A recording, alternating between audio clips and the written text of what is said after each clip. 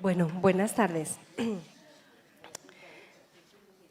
Muy bien, vamos entonces a empezar. Es que con lo de la lluvia del día de hoy estábamos haciendo como un poquito de tiempo porque hay mucho taco. Sabemos que está el tránsito muy complejo en la ciudad. Bueno, para recordarles que ya tienen listas la lectura en el blog de la cátedra, la lectura del siguiente parcial, ¿sí? Que el próximo miércoles para los estudiantes de la universidad tendremos listas las calificaciones del parcial 2 que realizamos en esta semana. Y bueno, pues que vamos entonces a continuar, a retomar con la cátedra. Les pido por favor que no se olviden de diligenciar los fichitos, que recuerden apagar o poner en silencio los aparatos celulares y que, bueno, pues que tengamos, digamos, esa actitud de escucha que hemos tenido en estas recientes cátedras, en estas recientes reuniones, para que le aprovechemos mucho. Hemos dicho que vamos a concentrarnos sobre todo en la asistencia, en atender en esa asistencia, porque sabemos que retomar el curso es difícil para todos ustedes, es un reto también para nosotros. Entonces, bueno, vamos a ir entonces adelante con la cátedra. Ahora sí. Muy bien.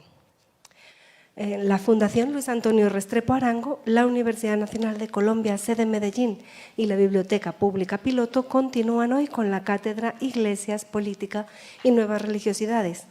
Este curso constituye la 33ª versión de la cátedra organizada por la Fundación Luis Antonio Restrepo Arango y la Universidad Nacional de Colombia, sede Medellín, con el apoyo de la Biblioteca Pública Piloto. Su propósito es contribuir a la formación humanística de los estudiantes y proyectar hacia la ciudad la tarea educativa de la Fundación, la universidad y la biblioteca. Este curso se propone acercar a los estudiantes a los problemas contemporáneos de Colombia, plantearles nuevos temas y problemas que contribuyen al debate de nuestra historia y propiciar el debate sobre temas tan importantes en nuestra vida social como son la religión, las creencias, los cultos y su papel en la vida política. Agradecemos el apoyo de la Dirección Académica, de la Vicerrectoría, de la Facultad de Ciencias Humanas y Económicas de la Universidad Nacional de Colombia, sede Medellín, del Grupo de Investigación Religión, Cultura y Sociedad y de la Biblioteca Pública Piloto. En el día de hoy nos acompaña la profesora Ana Victoria Ochoa Bórquez, quien disertará sobre la Iglesia, la luz del mundo, un balance sobre su desarrollo y su situación actual. Ana Victoria cursó estudios de pregrado en Comunicación Social en la Universidad Pontificia Bolivariana, estudios de especialización en la Universidad de La Habana y en la Universidad de Guadalajara, México, estudios de maestría en Historia en la Universidad Nacional de Colombia, sede Medellín, y actualmente es profesora de la Universidad de Antioquia. Ha publicado varios libros y artículos, entre los que se destaca Libertad de cultos y derechos humanos, aproximación al pluralismo religioso en el centro de Medellín, publicado por el municipio de Medellín en 2013. Les dejo en compañía de la profesora Ana Victoria Ochoa Bórquez. Muchas gracias. Buenas tardes, gracias a Ruth, a la profe Gloria Mercedes y a la cátedra por la invitación. Gracias a usted por la asistencia, me siento súper contenta porque pues igual sé como de toda la situación en la que estamos ahora pasando en las universidades, tanto en la nacional como en la de Antioquia, y pues veo que es buena la asistencia, así que les agradezco mucho. Yo trabajo en CAM, en comunicación audiovisual multimedial, y le decía ahorita a la profe Gloria Mercedes que me es inevitable arrancar sin un video, sin algo audiovisual. Entonces vamos a ver 5 minuticos de este documental, que es muy corto, pues él tiene 20, pero nos vamos luego a ver otras cosas.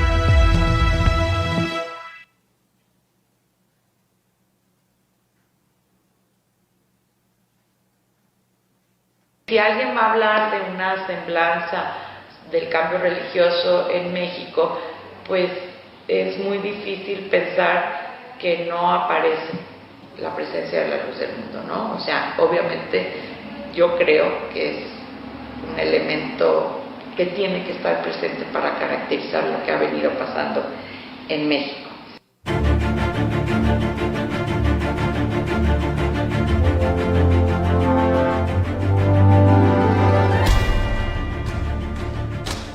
Hay un boom de los estudios de la religión que se da por muchos factores, pues entre otras cosas por el protagonismo que los fenómenos religiosos han adquirido en el mundo.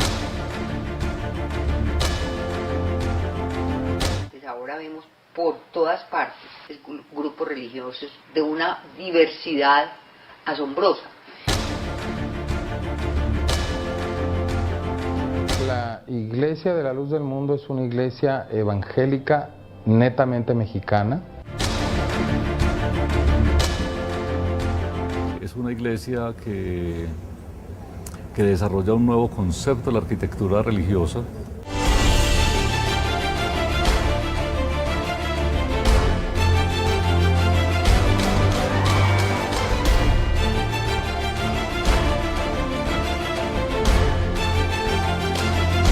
Es el contingente de cristianos que está en segundo lugar después de los católicos en el país, porque es la membresía mayor.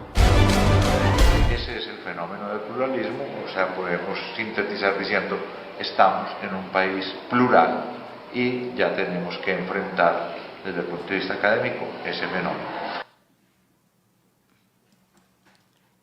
Bueno, solamente era como un abrebocas con el asunto de que dimensionáramos el fenómeno del pluralismo religioso. Yo sé que han tenido varias ponencias y ya para este momento pues hay como digamos un recorrido de lo que puede estar pasando no solamente en el país, sino también en nuestra ciudad. Es un fenómeno que también nos es muy cercano, muy propio, y que aquí lo interesante es ver hasta qué punto nosotros estamos enterados de él. Yo quería empezar con esta frase de Ana María Videgaín porque es la que me parece más apropiada para trabajar el fenómeno religioso. Anteriormente, y casi que la costumbre ha sido que lo religioso lo estudien los antropólogos, los sociólogos, los historiadores y casi todos desde las ciencias sociales con unas teorías que en este momento decimos encontramos muy férreas, un poco incluso drásticas para analizar un fenómeno que es tan cambiante y que es tan integral. De ahí que ahora muchos pregrados y muchos posgrados incluso solo se llaman movimientos religiosos, los nuevos movimientos religiosos, incluso las mismas facultades de teología tradicionales ahora se llaman teología y nuevos movimientos religiosos. Porque entonces me quiero basar en esta frase de Ana María Videgaín. Dado que la dinámica de los fenómenos religiosos se mueve en procesos de larguísima duración, todos los grupos deberían ser analizados partiendo de la explicitación de su doctrina y su origen para pasar a estudiar su instalación y evolución en el contexto colombiano.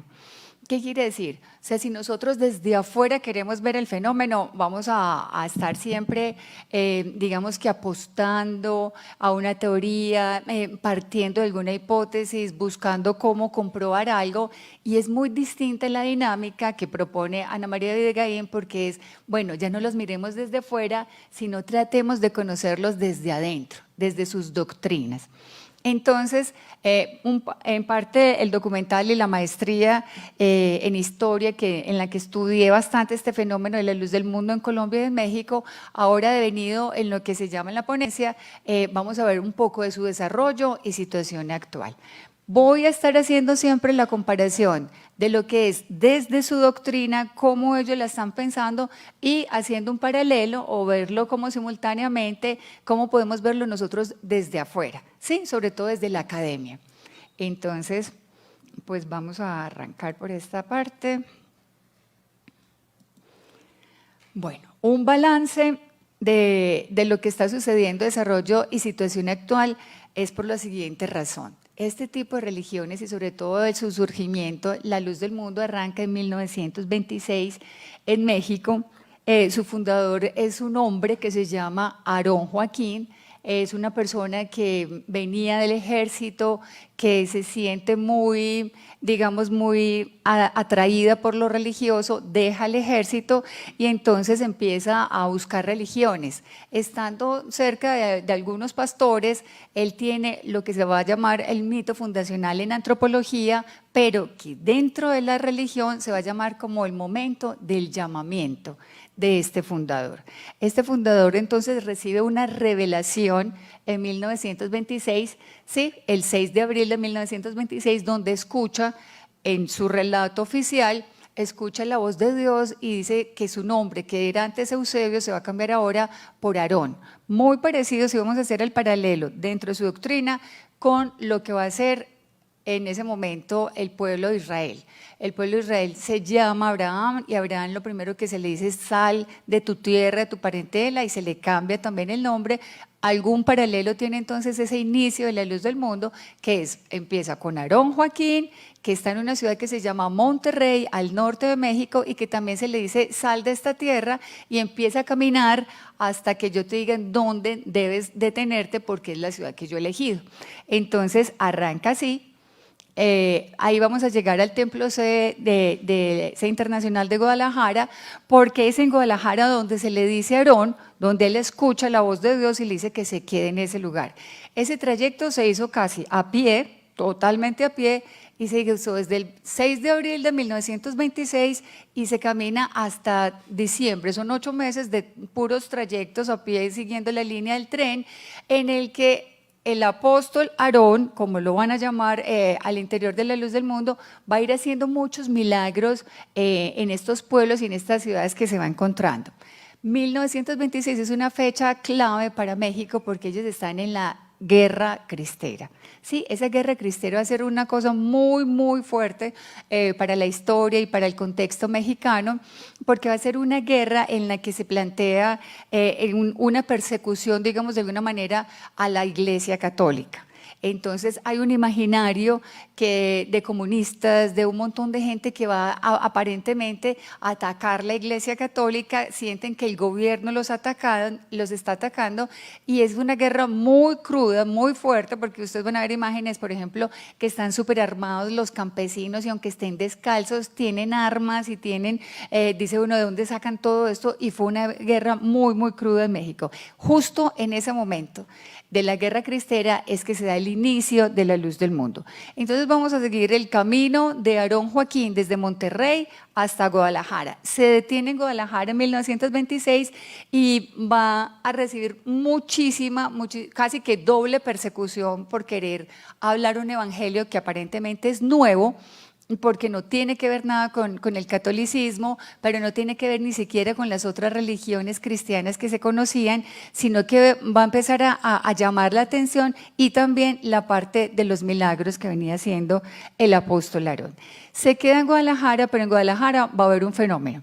Y este fenómeno al que yo quiero llegar ahora que nos vamos a devolver, antes de ir a los templos de tanta visibilidad, y es porque Aarón Joaquín va a hacer un trabajo muy interesante. Ve que los echan de un lugar a otro, que los persigue la policía, pero también los persigue la Iglesia Católica, que no tienen cabida en Guadalajara en ningún momento. Entonces los sacan, los apedrean, están a punto de lincharlos, es un grupito muy pequeño el que comienza. Entonces él tiene de nuevo una revelación, una inspiración para que compren un gran terreno y de ahora en adelante empiecen a vivir en una comunidad. ¿Qué quiere decir eso? Ese terreno se consigue en la parte de las afueras de Guadalajara, que no sé si algunos conocen un poco de la historia de México, pero yo podría decir con datos que Guadalajara la podríamos nombrar como la ciudad más católica del mundo, incluso más católica que la misma Roma. Ustedes saben todo el fenómeno de la Virgen de Guadalupe, todo ese asentamiento tan fuerte del catolicismo mexicano tiene el epicentro justo en Guadalajara. Entonces Guadalajara va a ser muy resistente a la predicación del apóstol Aarón. Ellos se van a ubicar a las afueras y van a construir esta colonia de la que les estaba mostrando ahorita, que me voy a volver, por eso quería que Simón me moviera esto, porque yo hablo mucho, pero me muevo. Entonces, es esta colonia son 15 hectáreas, tiene en este momento ese es el templo sede internacional, pero cuando comenzaron en 1926 no tenía estas dimensiones, era un templo muy humilde, era gente muy humilde, comenzando de cero, pero con un propósito que se salía de lo normal, era una cosa que miraban con ojos como de extrañeza, pero sobre todo porque estaba en las afueras y la gente no se enteraba muy bien de lo que estaba pasando con esta iglesia. ¿Qué pasa con el fenómeno en Guadalajara? Va a empezar a crecer y a crecer, y se va a empezar a expandir no solamente alrededor de lo que es la ciudad, sino que se va a expandir a otros estados, a otros departamentos en México y va a pasar también a Centroamérica. Eso se va a dar hasta el 64, que muere el apóstol Aarón y va a llegar entonces el apóstol Samuel, porque ellos los van a llamar así, apóstoles. Apóstoles porque su doctrina, desde al interior de la doctrina, es apostólica. Esto significa que ellos son o se proyectan como la restauración de la iglesia primitiva. ¿Qué significa eso? Que tú vas a un templo de la luz del mundo y es como si te volvieras 2000 años más o menos, para ver la manera cómo cantaban, cómo oraban, cómo se bautizan, cómo es su predicación, porque ellos consideran que nadie ha venido más grande que Jesucristo para cambiar, modificar o adaptarse como a lo nuevo, y que esa doctrina tiene que ser la misma. Consideran, si Dios es el mismo, entonces también la doctrina debe ser la misma y la iglesia debe seguir siendo la misma. Entonces, por ese proyecto comunitario van a revivir, van a intentar, va a hacer su gran apuesta, vivir en comunidad como vivió la iglesia primitiva, la de los primeros cristianos. Si ustedes un poco hacen, digamos, como esa inmersión en la Biblia, mirar cómo vivían los cristianos, dice que ellos vendían sus propiedades y se iban a vivir en espacios comunitarios para estar pendientes uno de los otros. Eso es como el gran fenómeno que tiene la luz del mundo, porque donde llega compran grandes terrenos, hectáreas, o sea que pasen de 15 hectáreas más o menos para hacer lo que ellos van a llamar los barrios y las colonias Hermosa Provincia.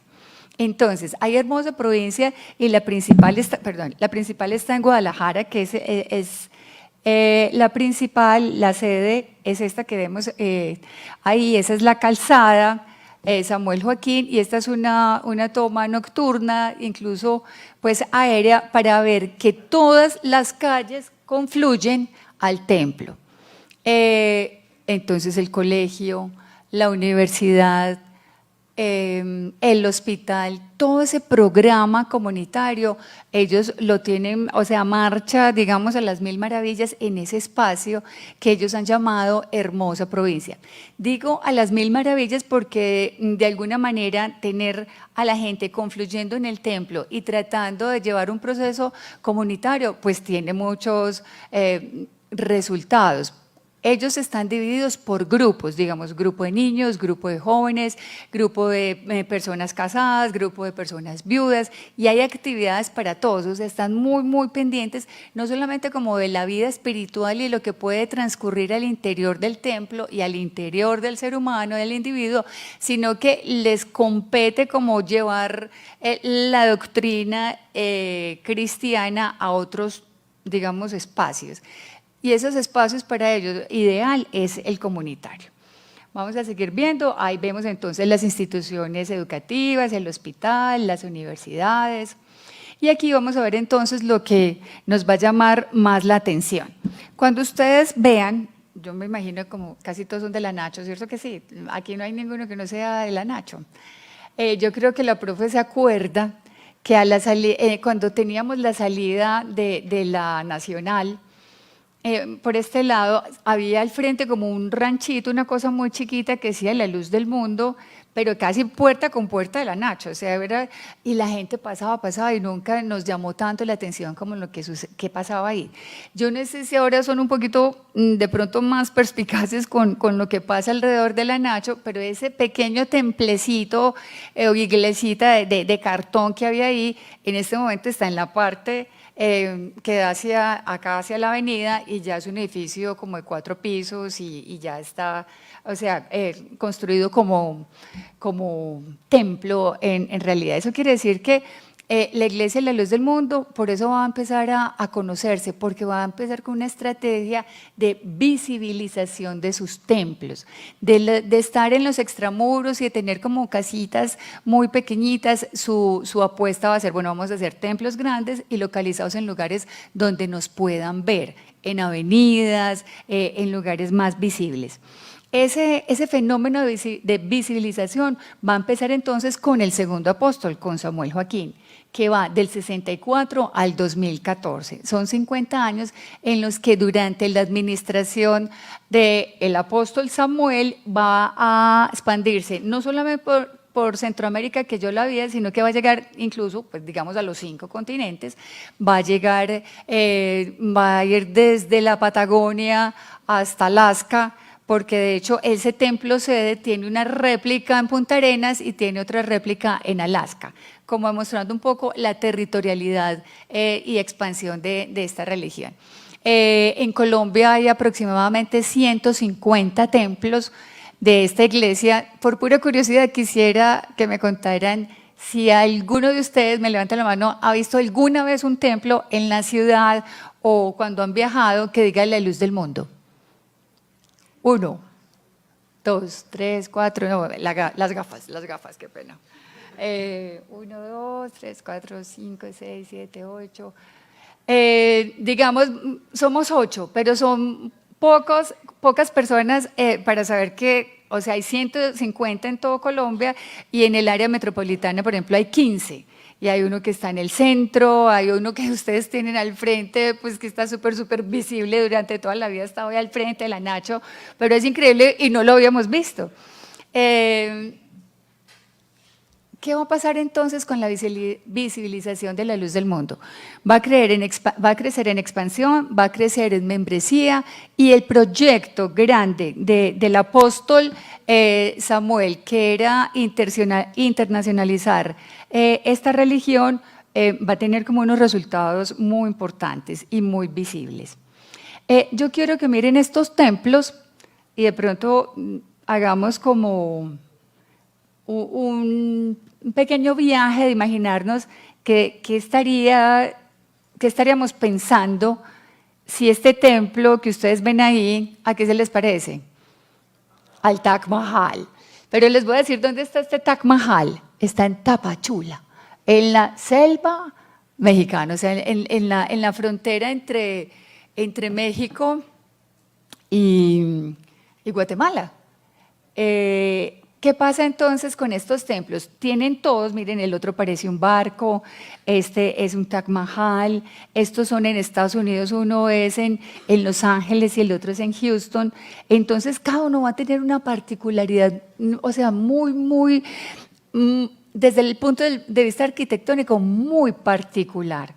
O sea, cuando ustedes ven otras religiones, llamemos la de los testigos de Jehová, les queda muy fácil a ustedes identificar, ahí está el mismo templo, con la misma estructura, también el de los adventistas, o sea, es como si replicaran, incluso las mismas catedrales de la religión católica, ahí mismo se nota el campanario o la cruz, y uno las identifica muy pronto. Con la luz del mundo va a haber un fenómeno particular, y es porque quienes construyen los templos son los mismos miembros de la iglesia, y son ellos quienes por concurso le piden a varios arquitectos, a varios diseñadores que entreguen varias propuestas, y es la gente la que decide con cuál diseño se queda, porque de hecho son ellos mismos los que los van a construir. Entonces hay una apropiación muy grande, muy particular de estos templos por parte de la luz del mundo. Después de pasar por estos, el tránsito de los dos apóstoles, hay uno que es el actual, que es el apóstol, se llama Nazón Joaquín García, y apenas empieza como, digamos, su administración o su periodo de trabajo a partir de diciembre, del 8 de diciembre de 2014. Digamos que lleva 5 años, y vamos a ver que la luz del mundo se hizo conocer en México, sobre todo por el proyecto de educación. Después vamos a volver sobre los apóstoles y cuál era la apuesta de cada administración. Entonces, cuando decimos de la alfabetización es porque, por ejemplo, la colonia, hermosa provincia, la de Guadalajara, llegó un momento, era la única, el único pedacito en todo México que se podía decir que tenía bandera blanca y era libre de analfabetismo. O sea, la propuesta era, vamos a crecer, pero vamos a crecer en educación, nos vamos a formar, y empezaron a hacer escuelas, empezaron a hacer colegios, tienen toda la gama de, digamos, de universidad y de proyecto educativo. Aquí están. ¿En qué ha devenido entonces ya en la época administrativa, digamos, del apóstol actual que se llama Nazón Joaquín? Y es sobre todo en trabajar un tema que en México es bien importante, y es el Estado laico. Hay dos países en el mundo que pudiéramos decir que tienen por lo menos una apuesta transparente desde la Constitución y que lo han intentado llevar a cabo, y son Francia y México. Nosotros como colombianos, va a decir la Constitución que somos un país laico, pero no es sino en el papel, o sea, en la intención, pero no va a ser laico en la vida real, o sea, ni en las instituciones, ni en las propuestas educativas, ni en la vida cotidiana que llevamos. Ustedes lo comprueban desde la Corte Suprema, y hay una cruz gigante en la Corte Suprema de Justicia. Ustedes se van a dar cuenta que ustedes llegan a un aeropuerto y no es que la sala para rezar o para orar, para cualquier religión, no, solamente pues tiene los símbolos católicos. Ustedes llegan a un hospital y siguen viendo que quienes hacen los recorridos, y cada cuarto de hospital tiene una cruz o tiene un símbolo que remite a este credo, lo que deja ver claramente pues que nosotros no tenemos un Estado laico. O sea, que no hemos podido separar la religión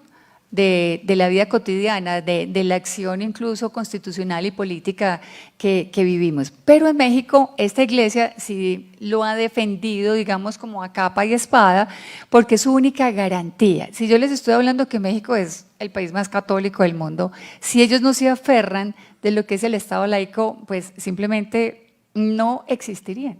O sea, sería muy difícil sobrevivir en un país donde la Constitución ni siquiera les dé una garantía. Ellos sí tienen esas garantías y se han aferrado en defenderlas. Siendo como minoría, de quienes se han hecho como aliados, de todas las minorías que en México pelean por derechos humanos. Entonces tienen no solamente la visibilización que les dije en templos y en arquitectura, sino que han hecho una carrera en derechos humanos defendiendo el Estado laico.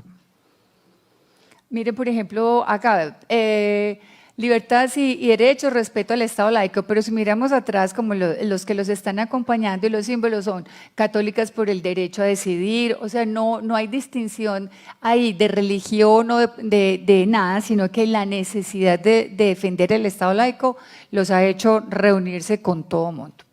Estas son las colonias, hermosa provincia, y quisiera como detenerme en esta porque esta queda en Bello.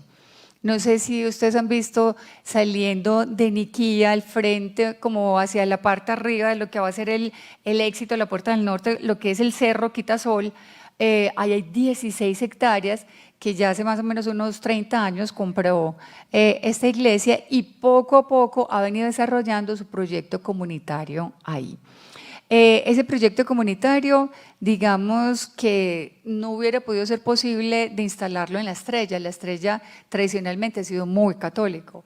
En otro de los municipios, digamos, incluso el mismo Medellín, hubiera sido difícil encontrar 16 hectáreas libres para apostar un proyecto como tal, y en ese momento, cuando compraron ese terreno, pues ahí no había llegado ningún metro, no había llegado el éxito, no había llegado clínica, o sea, era todavía muy, muy solo, parecía baldío, pues incluso como lo que ustedes van a recordar, o no sé si por ustedes o sus familias, lo que eran las mangas de Niquía o los charcos de Niquía.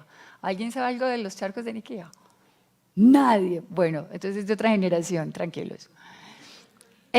Miren el trabajo, cómo están acostumbrados ellos a hacer las cosas. Se llaman faenas, una cantidad de gente que va a venir de todas partes de estos 15 templos que quedan en el área metropolitana, y se van a ir allá a levantar su templo, a levantar las casas, a levantar también su escuela y su colegio, a hacer el proyecto. Esto va a llamar la atención. sobre todo por una fiesta que se llama la Santa Cena, que se hace anualmente en Guadalajara, pero como es difícil que todo el mundo vaya hasta Guadalajara, por ejemplo, en el 94 se realizó acá, también en el 2015, y ha habido varias Santas Cenas realizadas en Colombia. Ese lugar de Niquía, de la hermosa provincia de Niquía, está proyectado para ser como el epicentro, pero para todo Sudamérica, para que la gente que tiene que ir a tomar la Santa Cena no le toque llegar hasta Guadalajara, sino que se puedan concentrar acá, digamos que en el área metropolitana nuestra. Esta es la fiesta de la Santa Cena en Guadalajara. Como verán, la gente no cabe en el templo. El templo sede llegó a ser, digamos, es punto turístico, te lo ofrecen desde que te bajas del avión, porque se ganó un concurso a nivel arquitectónico y es muy, muy particular porque no tiene columnas al interior. Y al interior tú empiezas a ver y es como, miras para arriba y en el techo es como si fueran los colores del arco iris y te van como que si te estuvieras elevando. Entonces se convirtió en algo muy particular para toda la zona, que también creció y ya se los tragó la ciudad y ya no se sienten como en las afueras, sino que quedaron inmersos, quedaron en medio, digamos, de la ciudad de Guadalajara. Esta imagen que ven acá es la maqueta de lo que podría ser la colonia en El Salvador. Sin embargo, es importante para poder mirar lo que vamos a llamar el desarrollo en la luz del mundo, que las colonias no dan abasto. O sea, ha crecido tanto, digamos, la membresía y el proyecto comunitario, que el proyecto actual se llama Ciudades Luz del Mundo. Y son de 100 hectáreas en adelante. O sea, ya imaginémonos, o sea, la dimensión de lo que es 100 hectáreas para un proyecto de ciudad. Estas ciudades están propuestas como ciudades inteligentes, todo un despliegue pues, de Smart Cities con todo lo que conlleva montar un proyecto como tal, y ha dado resultado en México, en Estados Unidos, en El Salvador y en Colombia. Se espera terminar primero lo que es el proyecto comunitario de Colonia en Bello y apostarse después a una segunda etapa para formar una ciudad luz del mundo.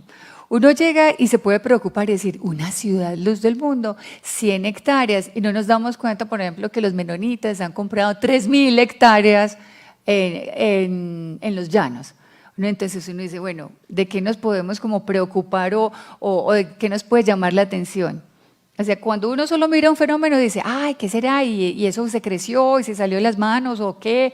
¿O de qué se trata? Y lo que no sabemos es que son proyectos que además otras religiones también vienen realizando. Quiero entrar a lo que puede ser la situación actual.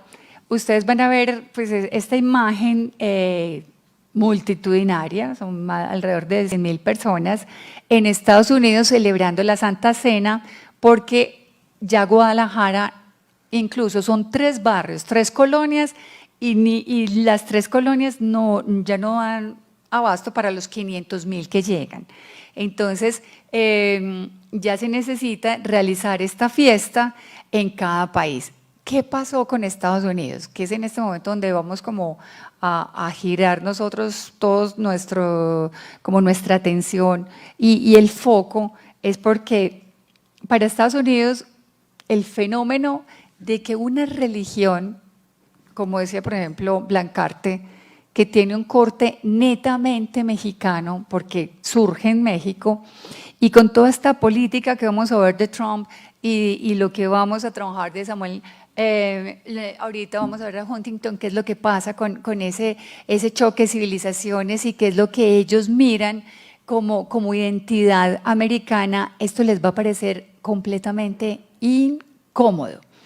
Incómodo no solo porque moleste que llegaron estos mexicanos o que se nos ha crecido aquí en el mismo Estados Unidos esta religión, sino que van a empezar a hacer un rastreo de templos y se van a dar cuenta que también los templos son gigantescos, llaman muchísimo la atención y que como que se les salió de las manos esta religión, la que creían tener controlada como un poquito de gente a las afueras de Guadalajara.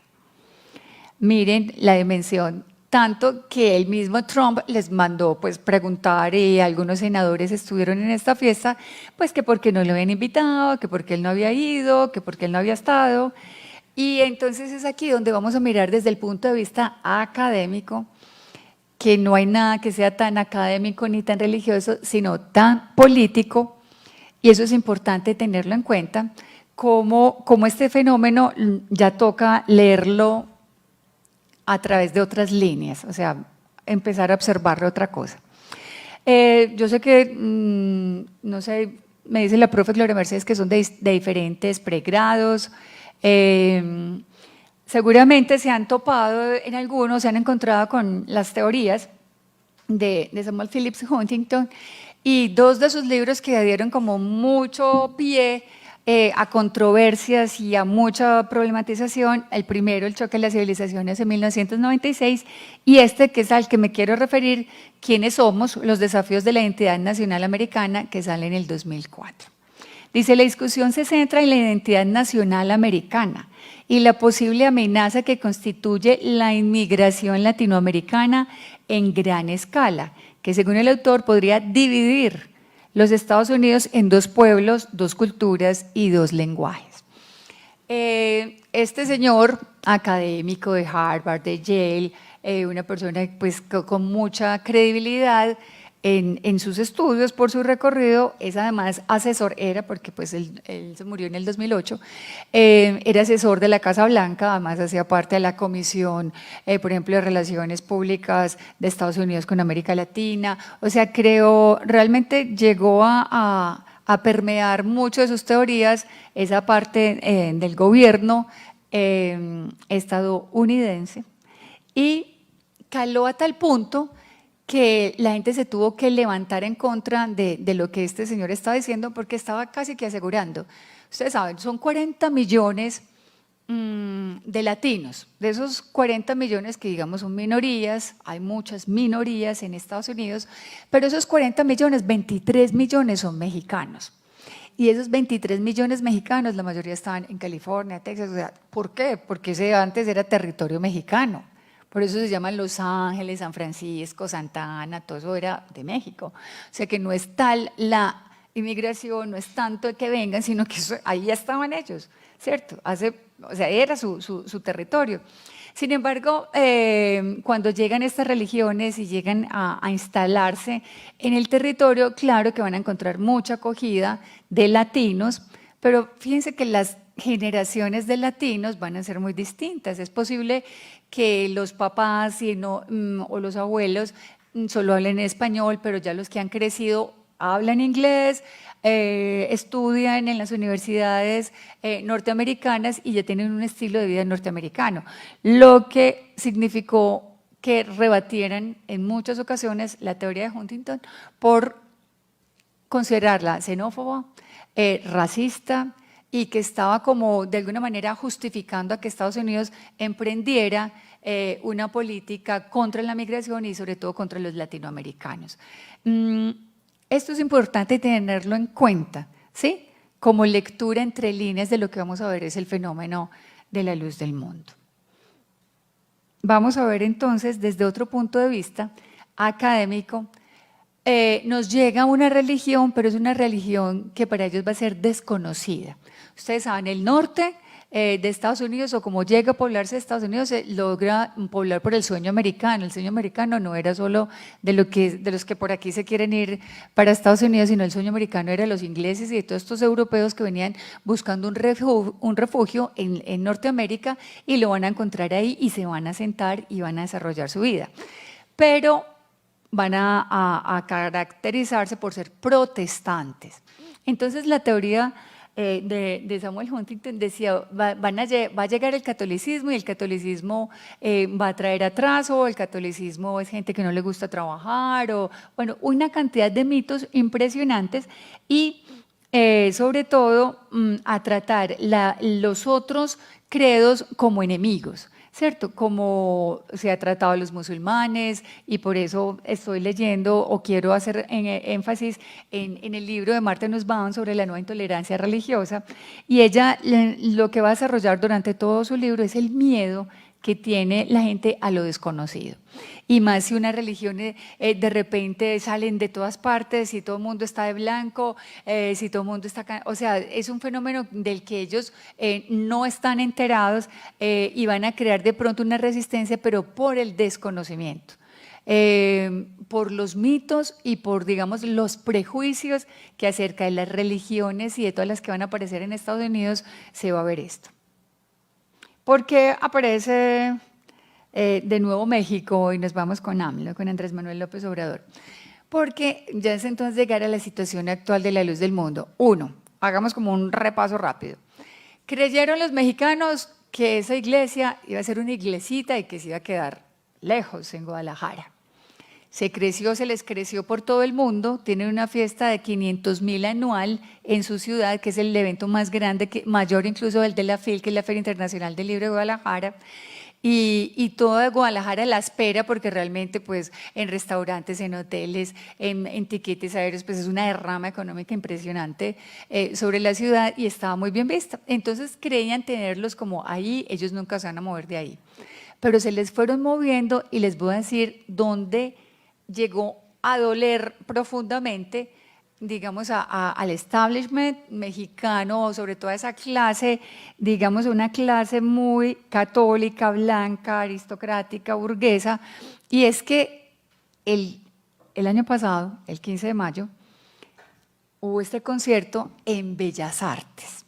Y en Bellas Artes va a ser como el recinto mexicano por excelencia, incluso pues más allá de lo que pudiera ser un edificio de gobierno o otra parte. Para ellos Bellas Artes es lo máximo. Y resulta que en Bellas Artes se celebró un concierto, obviamente no religioso, una ópera, y coincide, o sea, se invita a mucha gente de esta religión porque ellos eran los cantantes, eran los que iban a hacer el espectáculo acompañados de la orquesta sinfónica de la Marina mexicana. Entonces parecía y realmente era un evento cultural, era un concierto, pero al aparecer y al estar ahí, tener la presencia del apóstol, él nunca hizo un discurso religioso, simplemente participó como cualquier persona en un auditorio, pero se llenó no solamente el auditorio, sino la parte de afuera, o sea, eran cuadras y cuadras de gente que sabía que él estaba ahí y querían verlo. Va a ser un fenómeno por esto, porque muchas personalidades políticas, como la que van a ver ahí, el del medio es el apóstol Nazón, pero habían otros invitados como el director, el presidente de la Cámara de Diputados de México, que es Christian Meyer, y mucha gente que dijo, ¿qué está pasando aquí? Yo quiero ver, y fueron y se tomaron fotos a conocer el apóstol, ¿qué es esto? No hubo nada religioso, pero eso causó muchísimo, digamos, revuelo en México. Van a ver estos reconocimientos también de las cámaras de diputados, lo que no es, digamos, novedoso, porque por donde pasa cada gira, digamos cada gira apostólica, pues por lo general el alcalde le da las llaves de la ciudad. Hay muchas ciudades en Estados Unidos que llevan el nombre de los apóstoles porque esto allá es posible, tienen reconocimientos de las universidades, tienen reconocimientos de mucha gente porque ellos hacen un trabajo comunitario y educativo muy grande.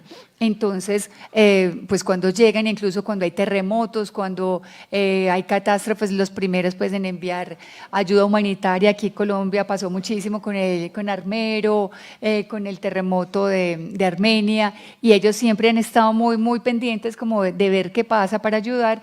Entonces se han hecho reconocer no solo por la gente, sino también como por esta parte de los gobiernos, por los políticos y por los que están dirigiendo. Entonces reciben muchos reconocimientos. Esto no había sido problema hasta llegar, como digamos, como hasta el tope de haber tocado Bellas Artes. ¿Y por qué puse AMLO? Porque a Andrés Manuel López Obrador le toca incluso salir, digamos, en defensa a través del Estado laico y a defender qué pasa con las iglesias, porque hubo, digamos, un escándalo mediático muy, muy grande de por qué la luz del mundo estaba en Bellas Artes. Simplemente porque en México la luz del mundo es incómoda, en un país que, aunque se crea laico, se profesa pues inmensamente el credo católico, ha ido disminuyendo muchísimo. Nosotros en la Corporación en Pluralismo y en el grupo de investigación del que también es parte la profe Gloria Mercedes y que están organizando esta cátedra, venimos estudiando el fenómeno no solamente pues como en otros países, sino que nos hemos dado la tarea de mirar también en Colombia si pasa lo mismo. ¿Y qué es lo que ha sucedido con los estudios de religión y cómo trabajamos el fenómeno? Ustedes conocen los censos. Y en el censo que alguna vez haya pasado por su casa o no, se han dado cuenta que las preguntas ¿es católico o no es católico? Pero no hay una lectura de a qué religión pertenece, eso, y casi siempre la respuesta de los censos o el porcentaje de los censos deja que el país se vea siempre con un 90% y unos porcentajes muy altos de católicos, pero el fenómeno hemos aprendido a estudiarlo y a palparlo, como a seguirlo con otras técnicas, con otras metodologías, y ha sido, por ejemplo, la que descubrimos en Guadalajara, y es mirar por cuadras el fenómeno en construcción de templos o en lugares de culto. Bueno, hicimos una investigación en el centro de Medellín, se llama así Aproximación al Pluralismo Religioso, y nosotros creímos, bueno, en el centro de Medellín nos vamos a encontrar unas 20, 30 religiones. ¿Cuántas creen que nos encontramos? Oigo números de ustedes, que se imaginen en el centro de esta ciudad. ¿Cuántas? 50, 91 en el centro. Y entonces empezamos a decir, fue un grupo maravilloso de investigadores. Por aquí está Mario, que me alegra mucho porque Mario hizo parte de esta investigación, antropólogos, sociólogos, historiadores, comunicadores audiovisuales, comunicadores sociales, periodistas, todos nos lanzamos a hacer ese rastreo y ese mapeo del centro, y nos dimos cuenta que si nos vamos a quedar todo el tiempo con los datos del censo, no vamos a tener como datos reales de un fenómeno que es tan cambiante. Por ejemplo, en Brasil sale una nueva religión cada 24 horas. Cada 24 horas. O sea, lo que quiere decir es que es un fenómeno que hierve, que se mueve, esa investigación la hicimos en el 2012 y cubrió 2012, 2013 y sacamos un libro de esa estadística en ese momento. Yo les aseguro que si vamos en este momento a pulsar otra vez, la estadística no solamente es mayor, sino que se han fundido una con otra, desapareció, ya tiene otro nombre. O sea, es un fenómeno muy difícil decir, como para seguirlo y dejar el dato estático y creer que esa religión que está ahí se va a quedar ahí. Con la luz del mundo hay también una particularidad, y es lo que hemos venido casi que estudiando también en la Universidad de Antioquia, con la trayectoria, digamos, espiritual que tienen los jóvenes ahora, y es que, por decir, les puede gustar el yoga, pueden tomar yagé, pueden no sé qué, pero también pueden ir a una celebración católica por alguna cosa de la familia, y hacen todo un tour, digamos, de religioso y de espiritualidades. Ya no se enmarcan en una sola religión, sino que se permean de muchas cosas que estén pasando. Con la luz del mundo sucede algo, que quien llega se queda. Entonces, sí es una religión que por lo menos nos permite acercarnos a estudiar un fenómeno que no se nos sale tanto como de los límites y de las metodologías pues, que hasta ahora hemos venido trabajando. ¿Qué va a pasar con el fenómeno desde el punto de vista académico? Muy rapidísimo. Este señor es Massimo Introvigne. Él es un sociólogo italiano y consultor de propiedad intelectual, pero es el fundador y director general del Centro de Estudios sobre Nuevas Religiones, que es una red internacional de académicos y estudian los movimientos religiosos. Pero miren lo que dice este señor en el 2018. La religión de más rápido crecimiento en el mundo. Es ahora un cliché, los mormones usaron el eslogan durante una época, hasta ahora su crecimiento se ralentizó, pero ahora él dice que la iglesia es la luz del mundo, dice nunca duerme, más adormilados han sido los académicos extranjeros que no se han dedicado a estudiar esta iglesia, y dice que es la de mayor crecimiento en el mundo. Dice, fuera del este de Asia, la luz del mundo, cuya sede se encuentra en Guadalajara, México bien puede ser el movimiento de más rápido crecimiento. Tampoco es imposible que en realidad crezca más rápido que los grupos asiáticos que mencioné, mereciendo así el título del movimiento religioso de más rápido crecimiento en el mundo. Esto es en Italia, cuando entonces por la política se incomodan los mexicanos y crean un revuelo de cómo la luz del mundo se sale de Guadalajara y se les mete, digamos, de alguna manera hasta Bellas Artes. Por el otro lado salen los académicos diciendo es la iglesia de mayor crecimiento en el mundo, entonces va creando un ruido que, quiero decir, no proviene de ellos. Si tú vas a cualquiera de sus colonias, no, ellos no son los que están haciendo el ruido, sino que hay un ruido externo de quienes los están estudiando. Y incluso los académicos, me encontré esta tesis de historia, también dirigida por René de la Torre, que ha sido como la persona que más ha conocido el fenómeno y ha escrito sobre él, y miren en la parte de los agradecimientos lo que dice este estudiante, dice, mis visitas al entonces Distrito Federal, empiezo a agradecer a todos y voy a empezar desde aquí, dice, a este respecto también quiero agradecer al presbítero Tomás de Ijar Ornelas, persona ilustre de mi natal ciudad Guadalajara, con el cual pude dialogar abiertamente de mi tema de tesis y me ayudó a pensar en las estrategias católicas para frenar el crecimiento de la luz del mundo en el oriente de la ciudad. O sea, es increíble, ¿cierto?, que uno en una tesis se encuentre, pues es del 2016, una intención tan, digamos, tan abiertamente decidida a frenar una religión por parte de la Iglesia Católica en ese espacio que es Guadalajara. ¿Qué pasa con la situación mediática? Y me voy a volver a esta parte de la academia, es porque, como les digo, nosotros desde fuera podemos hacer una lectura, y la lectura al interior de esta doctrina va a decir que van a crecer porque proféticamente tienen que crecer, o sea, van a llegar a muchísimos lugares. ¿Dónde viene, digamos, a sentir preocupación quién? ¿A quién se le puede ocurrir detener esta iglesia y por qué? ¿O por qué incomodaría que creciera? ¿Cuál sería el problema de su crecimiento? Si donde llegan tienen un lema es mejor ciudadano, mejor cristiano, es un mejor ciudadano, ellos no son de los que, por ejemplo, prohíban algún medicamento ni ninguna intervención quirúrgica, todo lo contrario. Yo por aquí tenía como un link para ver los principios tanto económicos, los morales y los religiosos, todos son en pro de la vida, consideran la ciencia un don de Dios y le dan toda la apertura a cualquier digamos, avance científico, luchan por los derechos humanos, tienen un recorrido en el Estado laico. O sea, ¿quién realmente va a incomodar esta iglesia? Crecen, pero también crecen económicamente.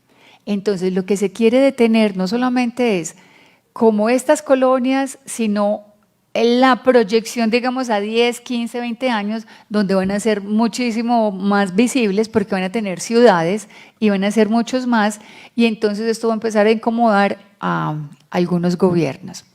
Algunos gobiernos y algunas religiones en las que no solamente van a haber, digamos, como una competencia, sino que hay un fenómeno en este momento en Estados Unidos, y es que muchos de esos templos que eran de otras religiones se van quedando vacíos y esta religión los compra y los adapta, los adecua como la luz del mundo. Entonces es una religión que se vuelve como de pronto para un gobierno que, como el de Trump, no quiere mexicanos, no quiere latinoamericanos, no quiere ver que crezcan y que sean visibles dentro de su política.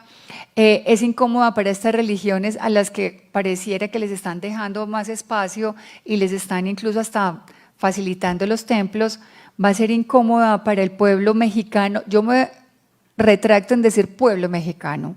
No es un problema para el pueblo mexicano. Es la segunda, después del catolicismo, que más miembros tiene, o sea que la membresía más grande es esta de La Luz del Mundo, y ha trabajado, digamos, como consecuentemente con todos los gobiernos, porque no se inscribe ni derecha, ni izquierda, ni de centro, sino que trabaja con el gobierno que le corresponda en todas partes.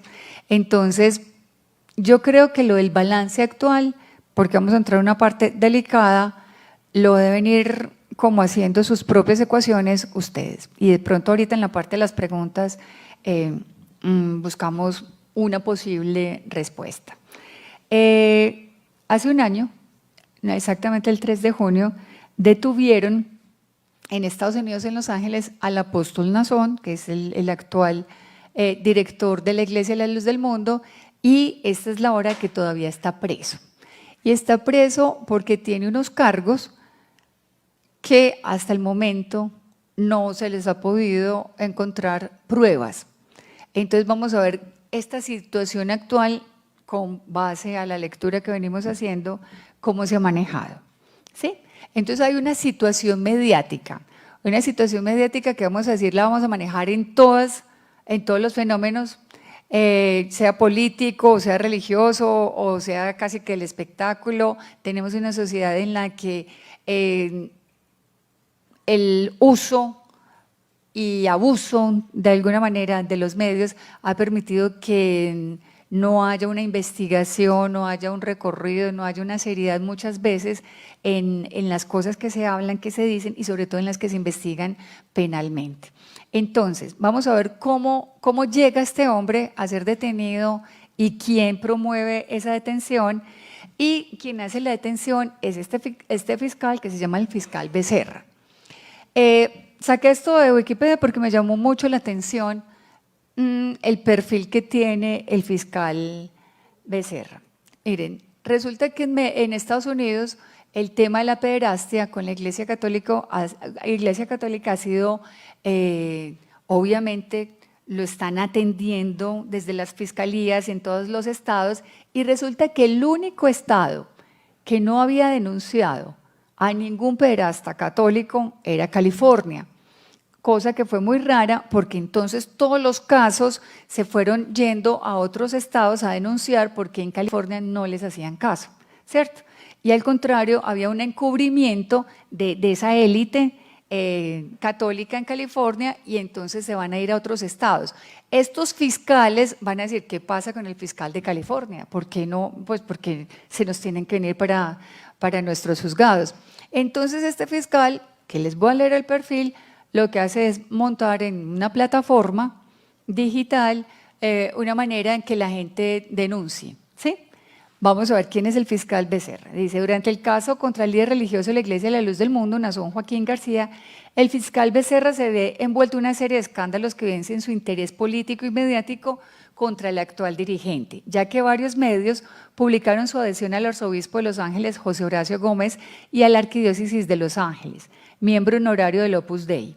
Además de ser acusado de medios como Telemundo de no enjuiciar a cientos de pederastas católicos durante su actual cargo como fiscal de California, promoviendo acciones encubridoras y tachado de mala praxis por distintos medios, acusado también de liderar un grupo de hackers en contra de las leyes estadounidenses, llamado por medios como Flash Report un anarquista corrupto.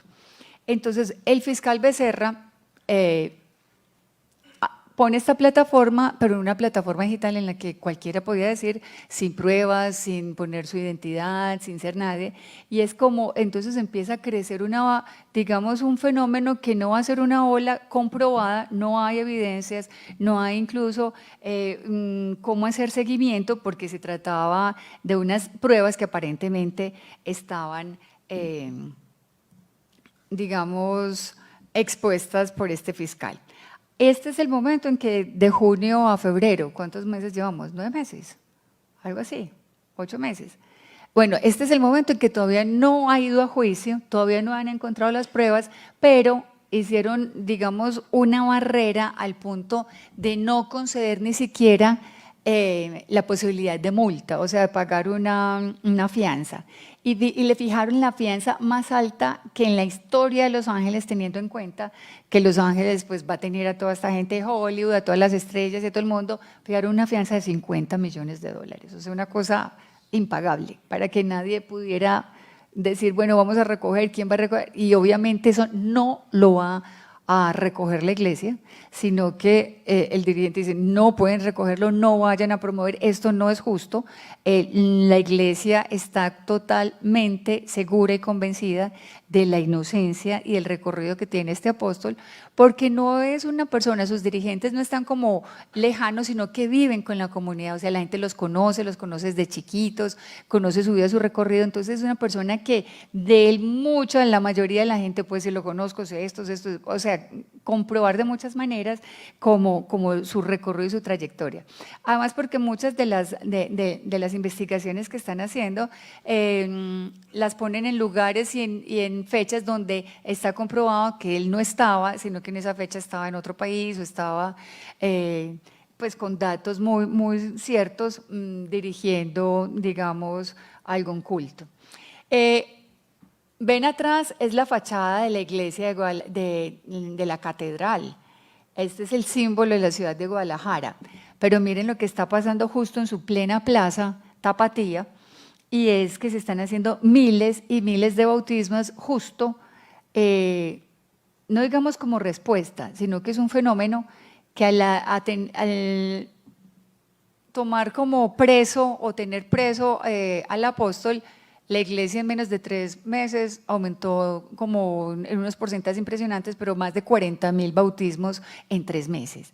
Y en las plazas y en todas partes. Entonces, no fue tal como el efecto de que al tenerlo preso la gente se fuera a ir, sino que la gente lo que hizo al interior de su iglesia fue rodearlo. A pesar de que hubo muchos casos que se tuvieron que denunciar como ante derechos humanos porque la gente empezaba a atacar a los miembros y incluso vandalizar algunos templos cuando hubo la detención. O sea, la detención es el 3 de junio y ya para el 10 de junio habían eran 150 casos en Guadalajara y eran 500 a nivel de México. Con relación a la respuesta que la gente, movida por los medios y por el amarillismo de alguna manera de la noticia, estaban dando respuesta a la gente. No, me voy a ir muy rápido, mejor para que hablemos de contestarles algunas preguntas. Esta es la presencia en los 5 continentes.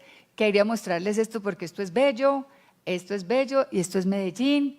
Entonces, por si alguna no lo ha visto y los ven por ahí, miren, llevan la cabeza cubierta, tienen una manera muy particular de cantar porque en sus cultos no utilizan instrumentos, sino que son a capela. Los hombres se hacen de un lado y las mujeres del otro.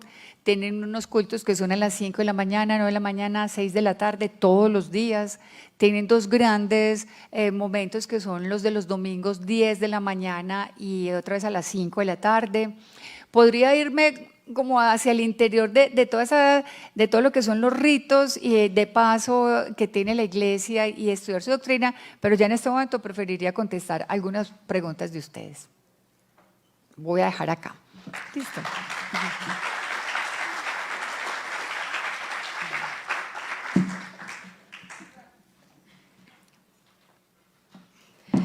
Bueno, muchas gracias, Ana Victoria.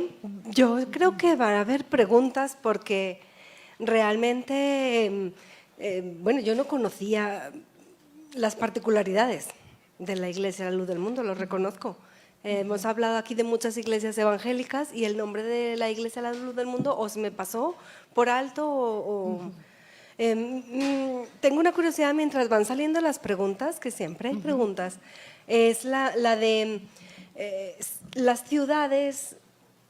¿Cómo eran las ciudades? Luz del mundo. Las ciudades Luz del Mundo, es decir, el proyecto de que existan ciudades Luz del Mundo no es un poco, no genera algún ruido en el sentido de que cómo así que vamos a crear ciudades donde todo el mundo tiene que pertenecer a esa confesión religiosa. Quiero decir, entiendo, tampoco soy tan ingenuo que crea que las ciudades en realidad no están segregadas. Nosotros vemos nuestras ciudades que están segregadas por cuestiones económicas, por ejemplo, pero no estamos tan acostumbrados a que una ciudad segregue una parte o se cree una ciudad específica con una, digamos, como con una idea de homogeneidad religiosa o política o racial o de otra índole, ¿cierto? Bueno, mientras van saliendo preguntas, de pronto esa es mi...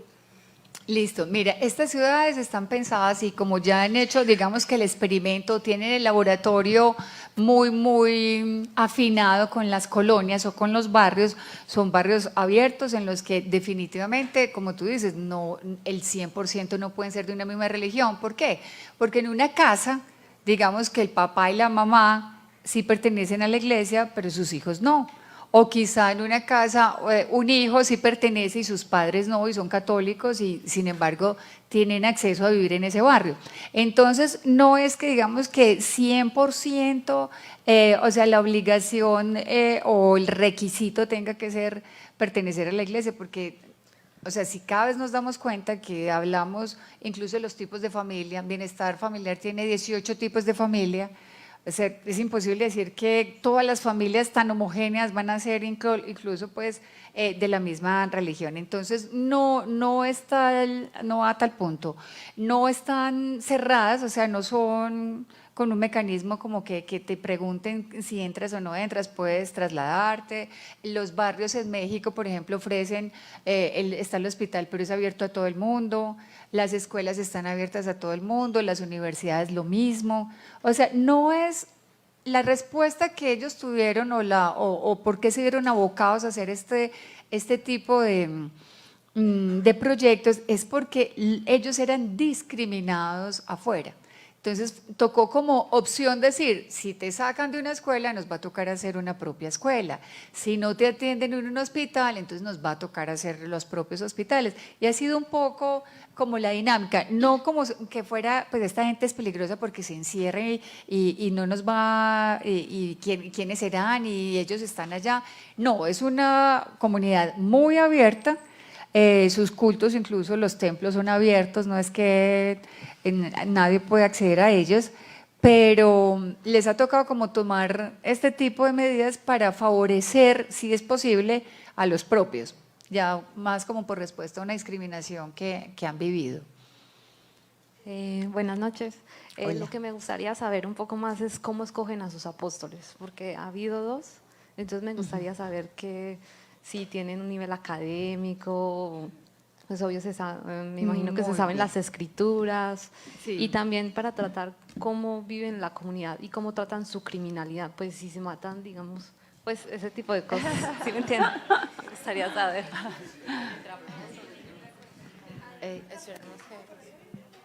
Pues pregunte y... Si quieren hacemos una ronda o quieres que les vaya contestando uno a uno. Sí, perfecto. Listo, pues primero que nada, buenas noches y muchas gracias por la conferencia, muy interesante. Y mi pregunta iba más para algo así con el funcionamiento de esta religión. No, que yo me tiene muy intrigado esta parte de, o sea, primero que dónde sacan tantos recursos para hacer un proyecto tan exitoso de esos que dices. O sea, no me cae en la cabeza muy bien. Y lo segundo, ¿de qué se debe tal éxito de conversión ese éxito enorme que ha tenido en los últimos años? Listo.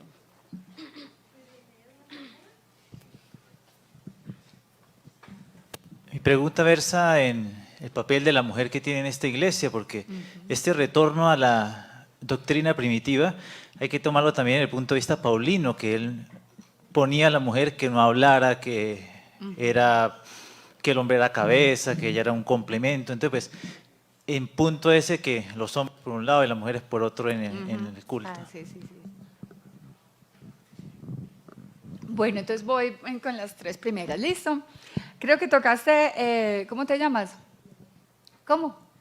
Violeta. Bueno, Violeta tocó el punto, pero sí álgido y más importante, incluso doctrinal, que tiene la Iglesia de la Luz del Mundo, y está justo en la elección de los apóstoles.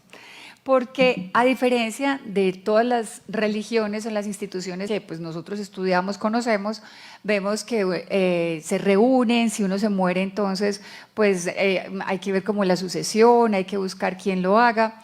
En la Iglesia de la Luz del Mundo, la gran particularidad que tiene, te lo voy a decir desde lo que ellos piensan, ¿cierto? De cómo ellos se constituyen, y ya dijimos nosotros aparte que podemos estar haciendo un estudio simultáneo desde nuestras disciplinas, pero vamos a estudiar al interior cómo se hace. La elección se llama la elección y va a tener un carácter, digamos, divino. ¿En qué medida?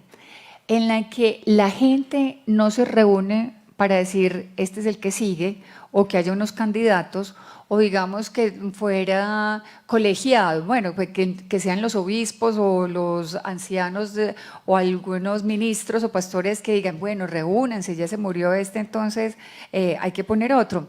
Resulta que en esta iglesia el único que pone el apóstol es Dios. ¿Qué significa eso? Que si el apóstol se muere, pues sencillamente se acabó la iglesia. ¿Sí? ¿Por qué? Porque nadie lo puede reemplazar. No se trata de que sepa mucho el otro o que tenga unas características o que tenga, digamos, una trayectoria o que tenga mucho carisma, sino que resulta que tiene que ser, o hasta el momento como han sido los 3 casos, porque apenas empieza con el apóstol Aarón, él muere, viene el apóstol Samuel, y resulta que vamos a ver un fenómeno y es como el de lo que se llama el llamamiento o la revelación. ¿Qué es el llamamiento?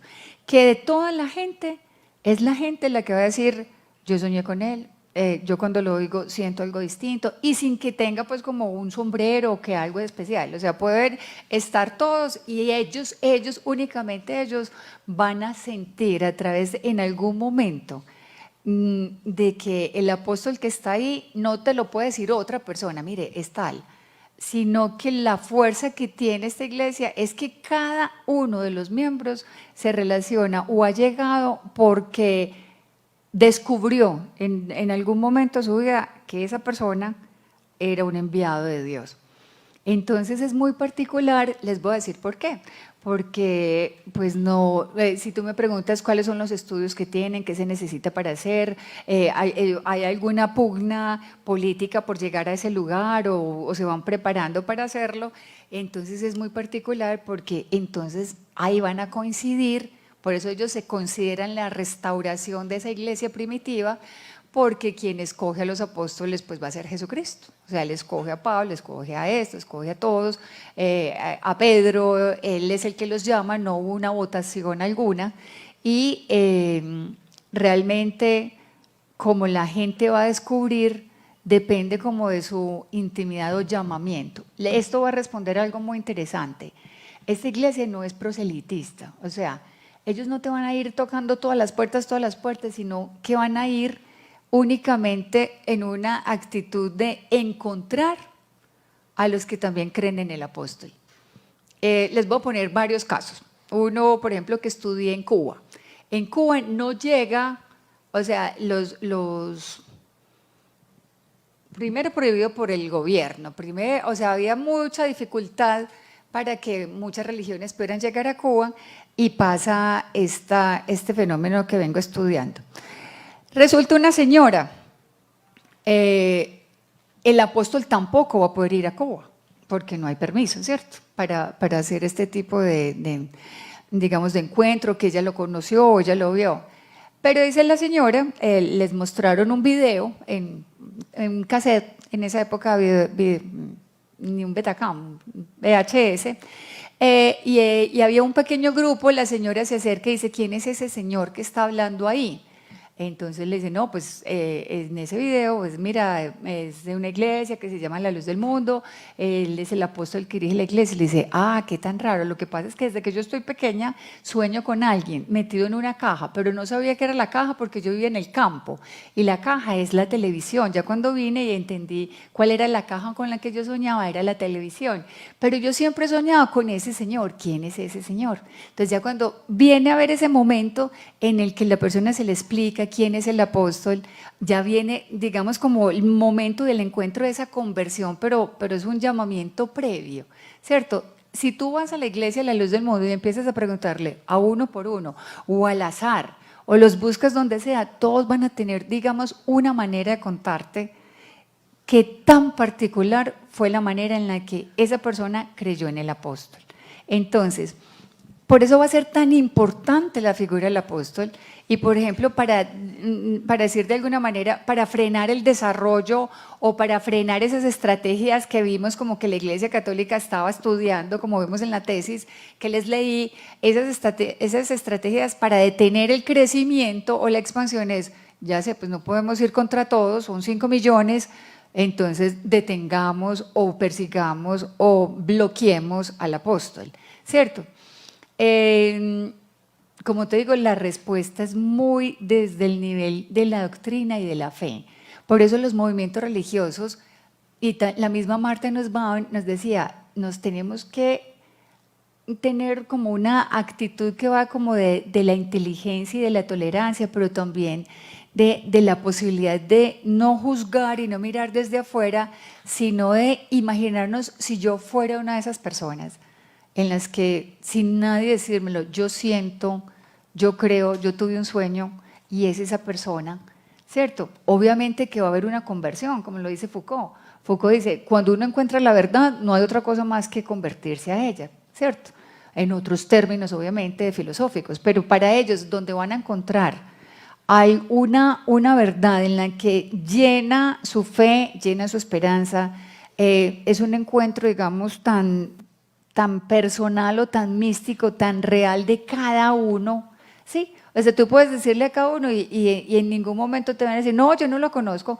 Ejemplo, en el 2014, cuando muere el apóstol Samuel, se reunió toda la iglesia y toda la iglesia, aunque no tuviera en ese momento un medio de comunicación para para ver la transmisión de lo que estaba sucediendo, en el último pueblito, en la última vereda, estaban teniendo, digamos, manifestaciones o sueños de quién seguía, ¿cierto?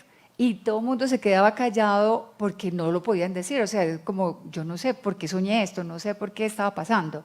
Cuando ya muchas personas y todas, digamos, de una manera unánime, como sucedió con este apóstol, esa lección o ese llamamiento es lo que vamos a llamar lo más particular que tiene la Iglesia de la Luz del Mundo. Miren, en Venezuela hay otra iglesia que se llama La Luz del Mundo. El nombre completo de esta es Iglesia del Dios Vivo, Columna de Apoyo de la Verdad, La Luz del Mundo. Por ejemplo, en Uruguay hay una que copia al pie de la letra lo que es La Luz del Mundo, entonces en internet ven cómo cantan y ellos cantan y hacen todo y se visten de largo y se ponen los mantos y se hacen de un lado y del otro, pero no tienen, digamos, la parte mística que es la de tener el apóstol, ¿cierto? El enviado y que sostenga como un ente revelador esa doctrina que es la que va a comunicar a los fieles. No sé si respondí tu pregunta. Bueno, voy con la tuya, ¿cierto? ¿Cuál es tu nombre? Sebastián, hola, mira. El éxito económico, es decir, ¿cómo van a hacer esto? Tú puedes perfectamente seguirle el paso, ve a cualquiera de esas iglesitas y fíjate cómo es el asunto. Entonces venden, llamémosle desde la empanada al pastel, porque es de gente que económicamente, digamos, lo que cada uno tenga, cada uno lo aporta.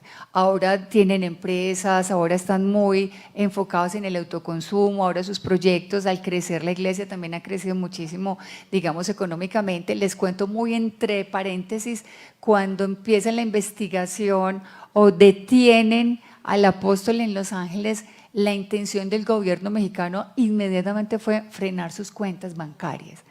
Entonces eso también nos deja leer entre líneas qué es, hasta dónde va este asunto de querer investigar a alguien y por qué. Entonces las cuentas bancarias de la iglesia como tal, como organización, los ministros no reciben salario. Ellos salen, pero salen sin salario. ¿El salario en qué consiste?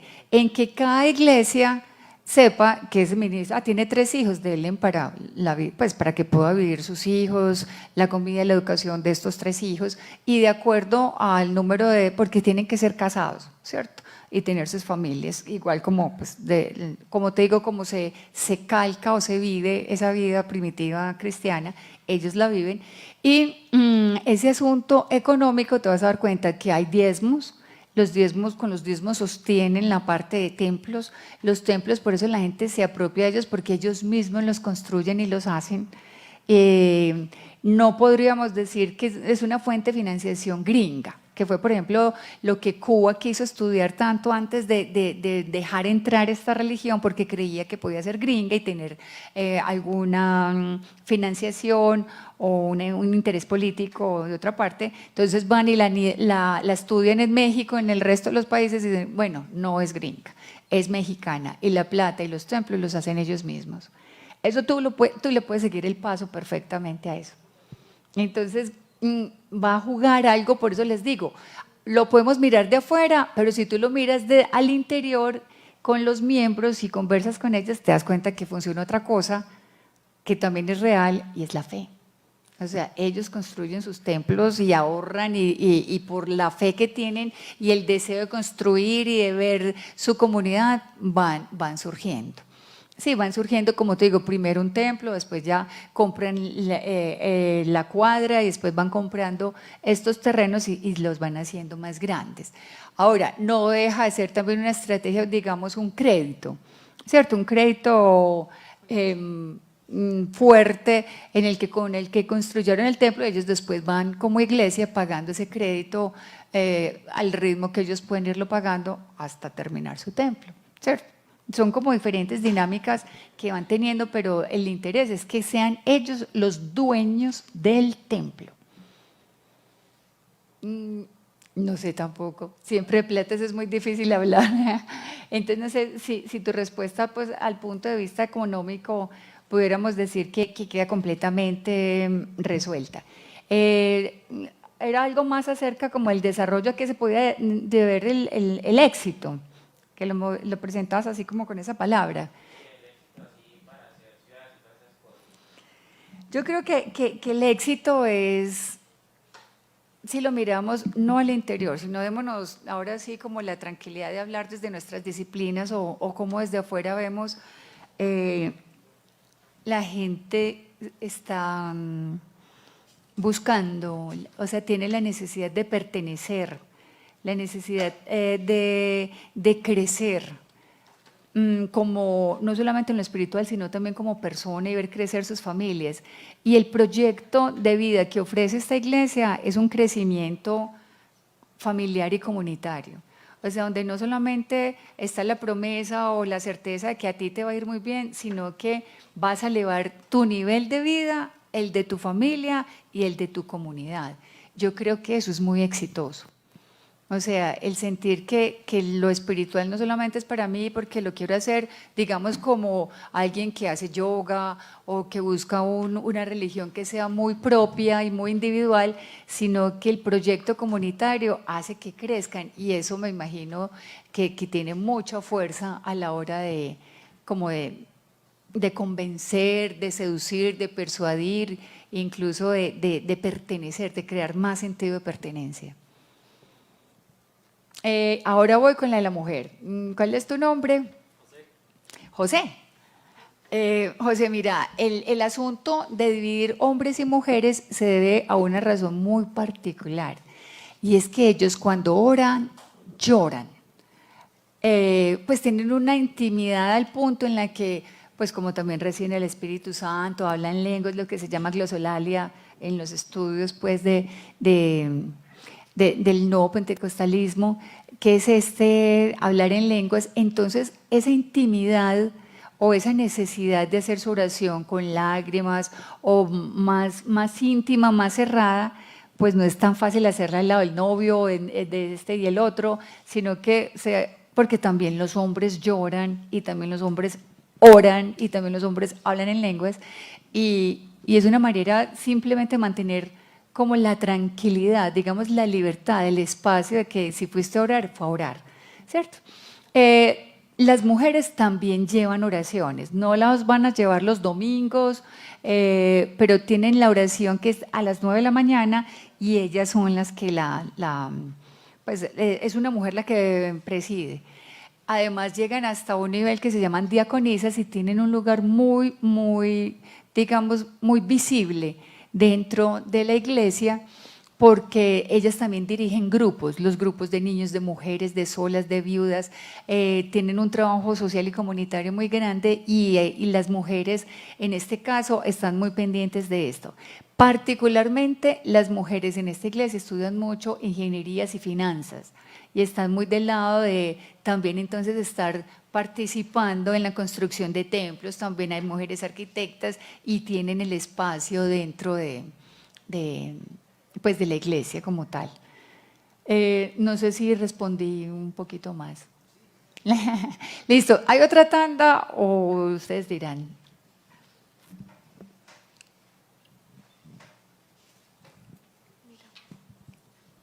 Hola, buenas noches. Y primero que todo, muchas gracias, está muy entretenida la conferencia. Gracias. Y pues mi pregunta es, pues son dos cositas y es para ver si me aclaras o nos aclaras a todos. Como en qué estado, pues en qué nivel se encuentra en este momento esa religión, porque hemos hablado solo de esa religión y si la vamos a comparar con el catolicismo, algo así, que es una religión de 2000 años, esta tiene 100 años, pues del 990 y algo así. Tiene 93. Eso. Entonces, la primera es como si de verdad pues está en competencia con el catolicismo, partiendo pues de que ya nos dice que es la que ha tenido más crecimiento pues en los últimos tiempos. Y la otra cosita es ¿qué crees a futuro sobre esa religión? Porque pues yo personalmente me pongo a pensar que todo lo que has dicho ha sido como muy bueno y es casi que están construyendo una utopía como pues las ciudades perfectas, de la sociedad perfecta, pero pienso que en algún momento como que se va a desinflar eso, pues como que por la manera como acabaste de decir que eligen los apóstoles y eso, en cualquier momento la corrupción puede acabar con eso muy fácil. Ya, eso es todo. Muy bien, voy a apuntar esta. ¿Hay otra?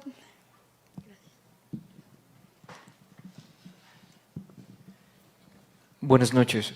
Hola. Me gustaría saber sobre el sistema de indulgencias que maneja esta iglesia y sobre pues, en qué se basan para hacer sus leyes.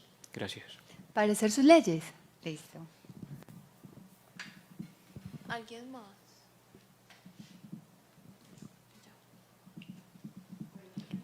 Listo, estas dos. Bueno, entonces voy con la de Jorge. Perdón, ¿cómo dijiste que te llamabas? Esteban. Esteban, discúlpame. Bueno, Esteban, hola.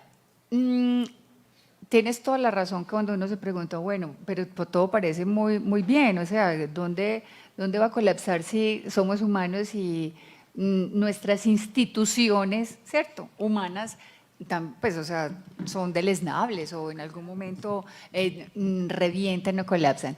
Voy a ponerles un ejemplo de la Luz del Mundo en Bello, por ser un caso que nosotros como área metropolitana conocemos y son las bandas. Y son, por ejemplo, las vacunas y son, por ejemplo, las plazas. ¿Cierto? Que uno dirá, ay, bueno, la ciudad perfecta, el barrio perfecto. A este barrio no le llega nada de eso. Hasta el momento, ni una vacuna. No pagan vacuna. Cuando las bandas, todos conocen Bello, ¿hay alguien aquí de Bello? Bueno, entonces saben de qué estamos hablando. Cuando hablo de, digamos, de grandes grupos de un lado y de otro, y este barrio queda en la mitad desde donde termina uno y desde donde comienza el otro, y resulta que se han peleado mucho ese espacio, porque claro, al decir ahí hay evangélicos, o sea, la gente no está armada, es un barrio tranquilo donde ustedes no encuentran bares, no encuentran billares, no encuentran espacios de estos, pues montar una plaza ahí es de lo más tranquilo del mundo, porque todo el que llegue y salga, y acuérdense que les estoy hablando de las mangas de Nequía, pues el paraíso, dígame, mercar y ir allá tranquilos, pues espacio verde, quebradas y sobre todo gente que es tranquila, que no nos va a caer encima. Entonces empezó a poner una situación muy, muy difícil con, digamos, con la curva, con esta otra plaza y se fueron haciendo plazas de vicio ahí. ¿Cómo iba a reaccionar la iglesia? ¿Cómo iba a reaccionar el barrio si normalmente, como les digo, no están armados y su política no es ir en contra de? Les voy a contar qué cosas tan particulares. Empezaron a orar por las noches y miren lo que empezaron a hacer recorridos por el barrio, tienen unos coros así monumentales y el coro iba cantando y ellos todos venían incluso a veces vestidos de blanco por todas las calles y se paraban ahí justo donde era la plaza. Esos chicos salían corriendo, muchos del susto, ¿qué pasó? ¿Qué es esto? Lo más allá, porque llegaban a orar, o sea, en la calle empezaban a orar y a cantar. Pues les diré que un montón de esos chicos entraron a la iglesia. Uno de ellos, que yo le vengo haciendo el seguimiento, es ahora misionero e incluso pues, o sea, llegó a convertirse porque es que no podemos jugar, o sea, ya no es, digamos, de ese barrio, sino que ojalá fueran otras dinámicas en las que nos tenemos que también volver nosotros más creativos. Ojalá esto lo oyera el alcalde con el ESMAD. De que no es perseguir, no es atacar. A mí todavía me duele la garganta. Ayer salimos de la universidad y yo todavía tenía todo esto así, porque esos gases están súper pesados. Y salí adelante y yo decía, ¿qué es esto? O sea, la única manera que se les ocurre es atacando al que no hay que atacar, porque ahí no está el punto. Y hay otras maneras, digamos, creativas, diferentes, de cómo ellos solucionan sus cosas, ¿sí? Yo no tengo así que rico, pues como una bola de cristal y decir, bueno, esta gente les va a ir así de bien o no, o se les va a caer su proyecto, o que yo pudiera como vaticinar hasta dónde va a ir el proyecto. Yo creo que en la medida en la que ellos tengan como esa certeza de su fe, en la elección apostólica y el apóstol viva, así sea dentro de una cárcel, pero ya ahí hay una cantidad de presos que están convirtiéndose, que es como lo particular, ¿cierto? Ya hay otro fenómeno que no saben qué hacer con él allá, porque gente que no es del mismo pabellón y de otras partes, pues está teniendo este tipo de llamamiento, saben quién es y lo buscan y no pueden creer que esté ahí, sino que se ha vuelto también como una iglesia dentro de la cárcel. Entonces, lo que quiero decirte, mientras esta iglesia siga como lo que realmente pasó con la iglesia primitiva, mientras estuvo Jesucristo, que lo mataron, mientras estuvo los apóstoles, que los mataron, hubo iglesia primitiva cristiana. ¿Qué pasó cuando mataron al último de los apóstoles? Se disemina, o sea, se pierde la doctrina y la gente empieza digamos, a buscar otros credos o empieza a tratar de recordar lo que hubo, y fue un poco lo que pasó con el siglo III. Ya llega por decir, como fue Constantino, dijo no más religiones, un imperio, una sola religión, y fundó el catolicismo. Pero esa iglesia primitiva cristiana se sostenía porque había apóstol. Esta iglesia se sostiene al ser la restauración, digamos, pues como el resurgimiento de esa iglesia primitiva en esa misma lógica, mientras tengan apóstol. Hasta ahí yo podría decirte, pues como conociendo la dinámica de hace 2000 años frente a la dinámica actual y a esa, digamos, esa identificación de doctrina de esa primitiva con la actual. Cuando tú decías pero si tiene 93 años, con una que es milenaria, pero todavía mucho más milenario, por ejemplo, puede ser el confucianismo, pueden ser otras religiones. Si nosotros nos vamos a cifras, los musulmanes triplican. O sea, el catolicismo realmente está, digamos, en baja, ¿cierto? Y lo que le queda al catolicismo, que todavía le da resultados, es América Latina, por eso el Papa es un poco de esta zona. Sin embargo, el fenómeno, por ejemplo, que tiene Brasil, que se considera uno de los países más católicos, ya digamos que en porcentaje tienen un 30% que es de otras religiones o que es evangélico. Mira Bolsonaro, ¿dónde aparece Bolsonaro? ¿Cierto? Y el fenómeno, de una vez les advierto, en marzo, que ya es el otro mes, pues que cómo coinciden las cosas, el Estado norteamericano tiene una política religiosa, va a venir a Colombia, va a dictar un congreso, les digo porque me llegó una carta de invitación al congreso donde todos los ponentes y todas las conferencias o lo que van a hacer, lo traen ellos, pero es en Colombia.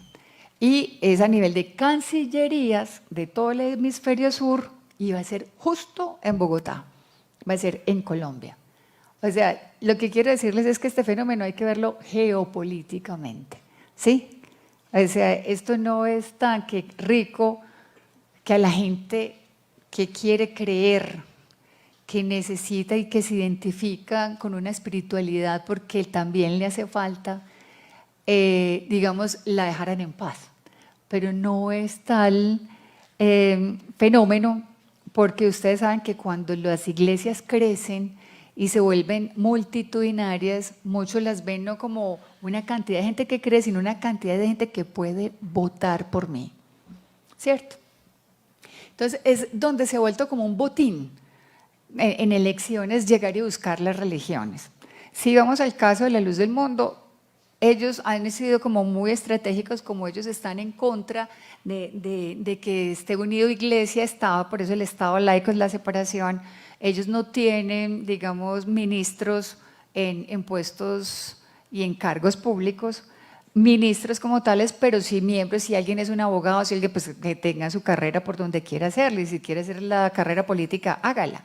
Pero sucedió algo muy particular, por ejemplo, en Bello. Una persona que salió de la Luz del Mundo, que fue concejala de Bello durante 12 años, quiso ser candidata a la alcaldía de Bello, y lo primero que pasó en Bello fue que todo, o sea, los 18 pasquines que salieron en contra de ella, era que iba a cerrar las discotecas. Pues, ¿de dónde se les ocurre eso? Es una locura lo que empieza a hacer. Y entonces de todas las iglesias católicas, que no se puede votar por eso, católico vota católico. Y entonces es un fenómeno político en el que todavía no creo pues que se compita de la misma manera. O sea, que tú hablas, bueno, esa competencia, ¿hasta dónde va a llegar?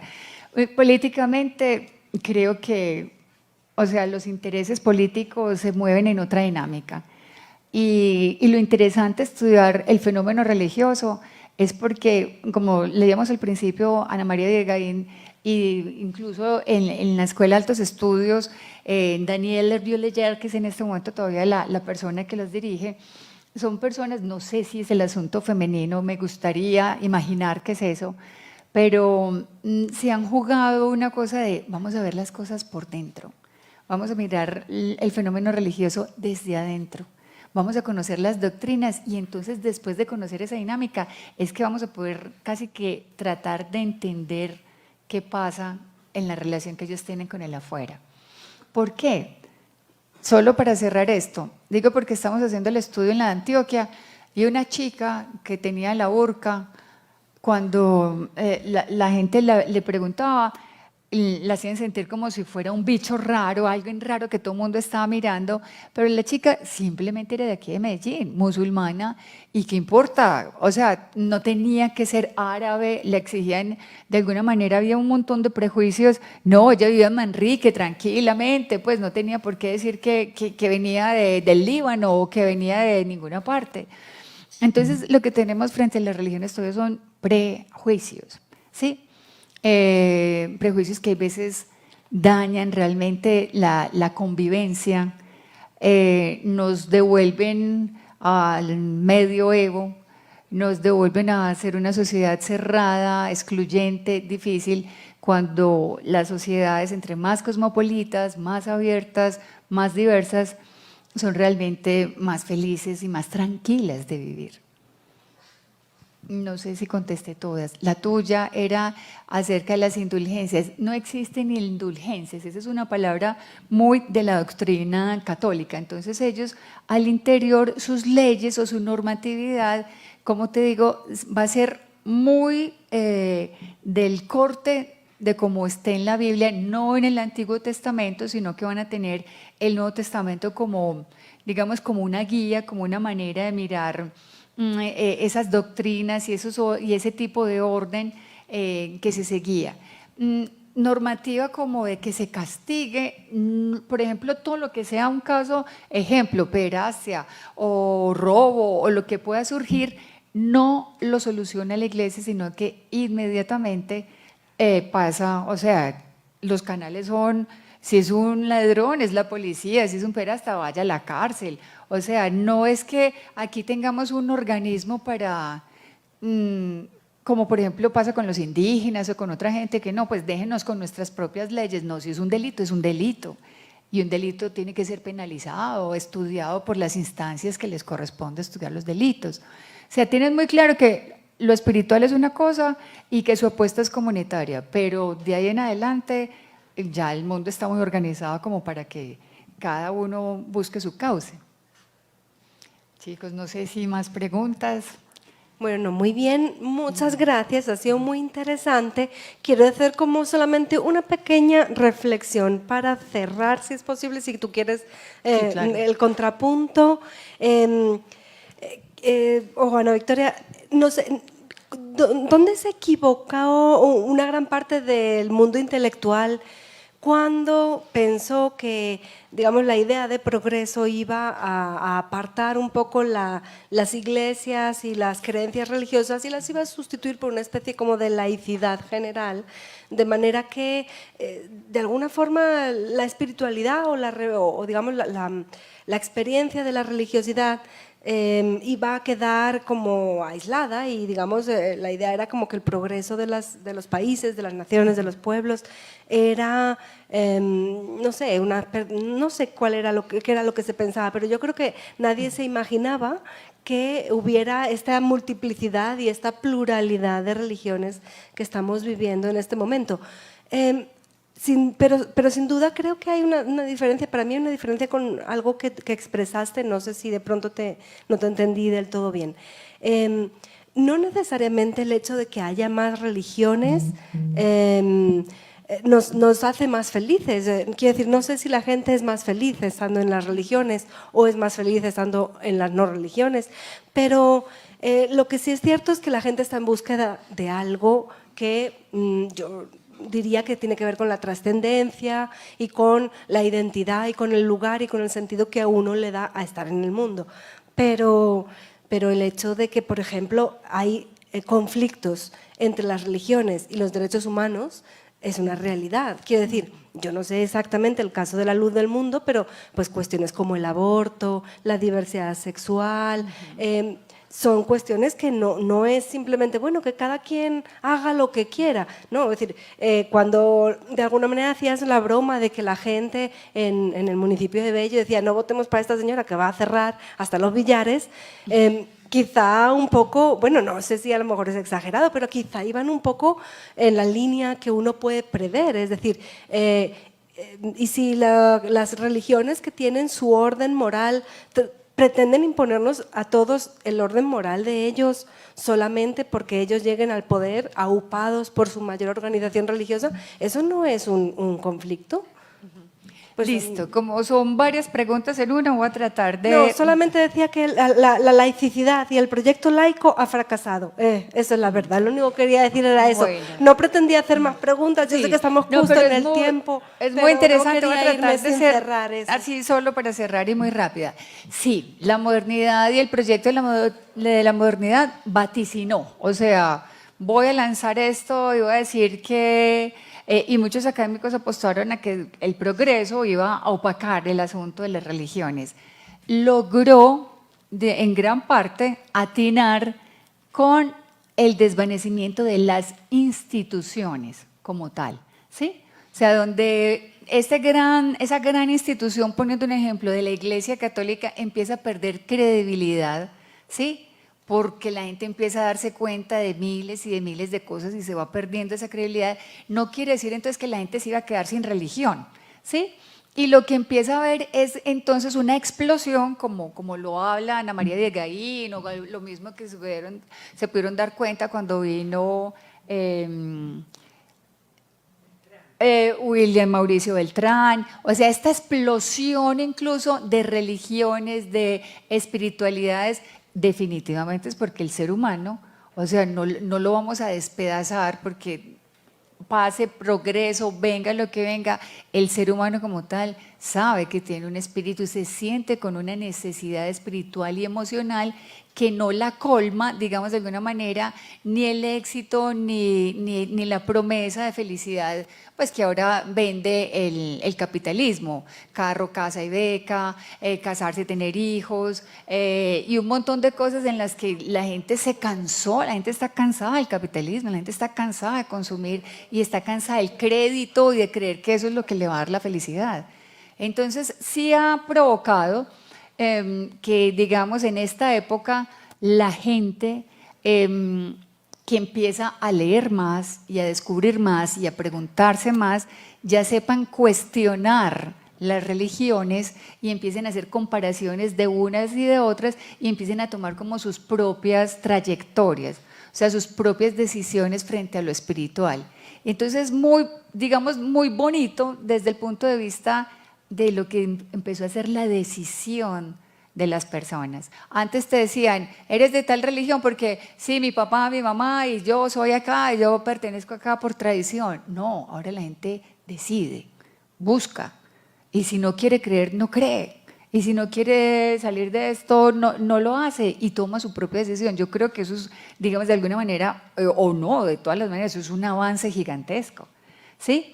Y se lo debemos precisamente a esa fracción, a ese arrumbamiento en las instituciones y el rigor, digamos que en las escuelas se tenía que conocer únicamente una religión y la clase de religión todavía no la podemos desmontar del cuadro del sistema educativo colombiano.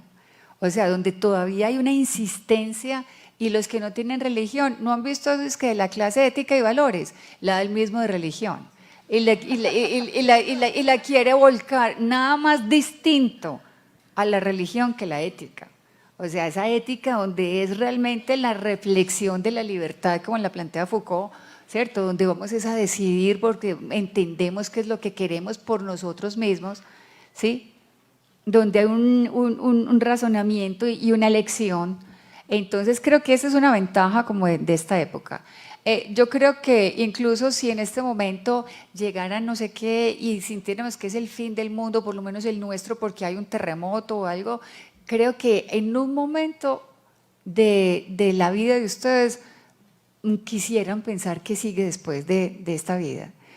O va a haber una reflexión o alguien se va a pegar de Dios o va a hacer alguna cosa que tenga que ver con algo espiritual y le va a pedir ayuda a alguien más, diferente a los que estamos aquí. No es la del celular, tranquilo. O sea, no estoy hablando de esa ayuda que nos puede llegar con 1, 2, 3, sino que es una ayuda que colme y que acompañe más, ¿cierto? Que sea más cierta. Como para terminar en cuanto a lo que los derechos ahorita están sucediendo y es un gran tema, pero para debatirlo, y es delicioso, es cómo se están contraponiendo los derechos humanos y cómo ha cambiado en nuestra época, por decir, la decisión sobre el cuerpo y lo que es el aborto, la eutanasia. Lo que antes manejaba era como el terreno de la religión, ahora esos temas sí se han secularizado, los podemos trabajar, los podemos ver.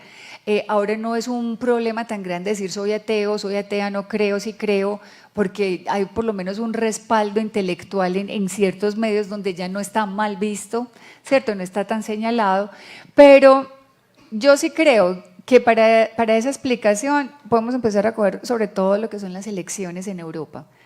Porque las elecciones en Europa, ese es otro tema y otra conferencia, pues una ponencia larga, muy rica de ver, es porque han ido confundiendo los derechos con el conservadurismo.